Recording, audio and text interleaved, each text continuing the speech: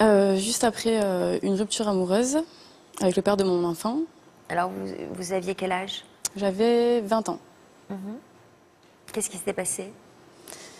Donc j'ai rompu avec le père de mon fils. Je suis allée au 115 de la ville de Mende, là où j'habite. Et c'est là qu'a commencé la galère et que je pensais pas que ça arriverait à ce point-là en fait, plus tard quoi. Vous étiez en couple depuis longtemps? 2 ans et demi. Et votre petit garçon avait quel âge? Enfin, c'est un garçon, une Oui, fille? c'est un petit garçon, Petit garçon. Enzo. Il avait 1 an et 3 mois. Donc, quand vous êtes parti, vous l'avez laissé avec son papa? Voilà, Donc, ça fait beaucoup de déchirures quand même, tout ça en Mm. même temps. beaucoup. Ouais. Donc, le SAMU social que vous êtes allé voir, est-ce qu'ils ont réussi à vous trouver un toit? Oui, pendant une semaine, j'étais au 115 et après j'ai mis au courant mes amis et j'ai une amie sur Mende qui m'a dit qu'elle voulait pas me voir là-bas.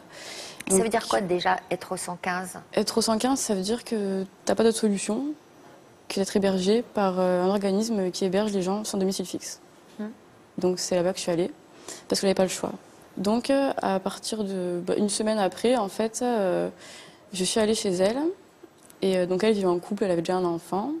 Et elle m'a dit, tu peux rester chez moi jusqu'au mois d'avril. Après, elle devait récupérer un autre enfant chez elle, donc la chambre devait être libérée.